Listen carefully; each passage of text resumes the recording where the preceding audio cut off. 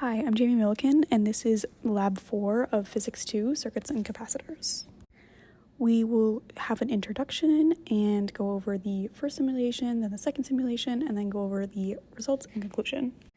So first, this lab was conducted with PHYS simulations to show the principles of energy conservation and current conservation. Several circuits were observed to predict the behavior of resistors and capacitors and measure the conventional currents as well as potential differences. Some of the principles we will use are energy conservation, specifically the loop rule, which says the change of potential of the entire circuit will be zero. The conservation of charge, we will use the node rule, so the current in is going to be equal to the current out.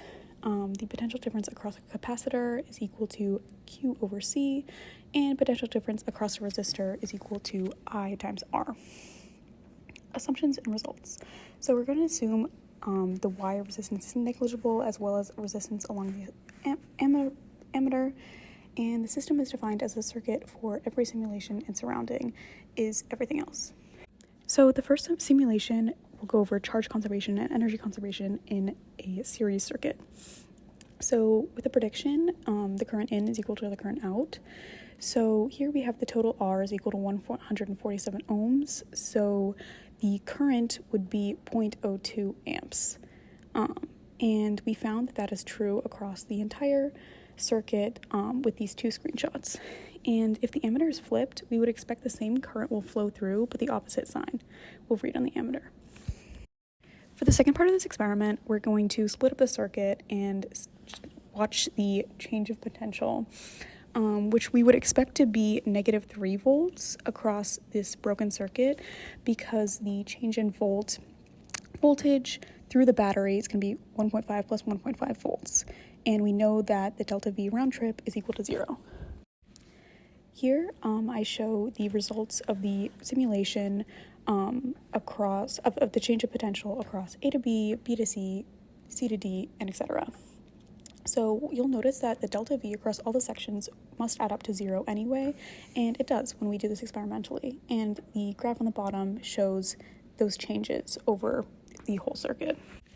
To confirm the predictions were true, we're going to calculate a couple values, just the resistance of each of the portions of the circuit. So for the 47 ohms resistor, we have delta V over I is equal to 0.96 over 0.02, which is 47 ohms. We have the same confirmation for the 100 ohms resistor, 2.04 over 0.02, and for the wire in the ammeter, we find that the resistance is 0.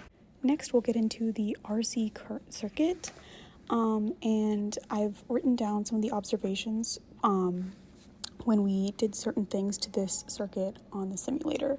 So first we used the 10 ohms bulb, which had the same results overall for the first 4 categories.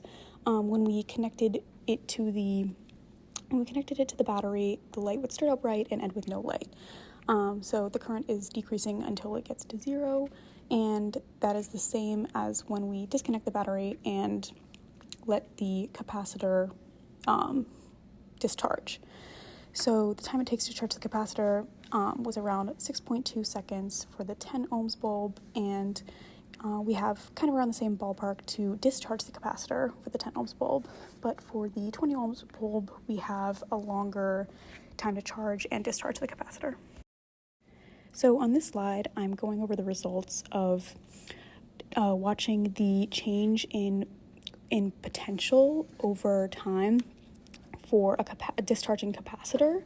When we model this with a logarithmic relationship, we'll find a linear pattern with the curve -1 over RC, which is exactly what we would expect with the principles of physics in this concept. So let's get into the what ifs. What if we were doing this lab in real life and used an actual ammeter instead of an ideal simulated ammeter? What is different about the real ammeter, and how would it affect the circuits we hooked it up to? An ammeter in real life would have some resistance and therefore would skew the results, showing more resistance overall.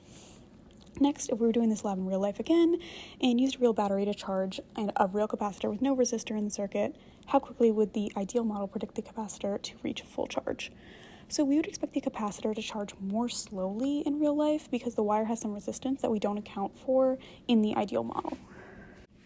To conclude, using some ideal assumptions that would not be supported if the experiment was conducted by hand, the PHYS simulations confirmed that the principles of the circuits we learned in class hold true.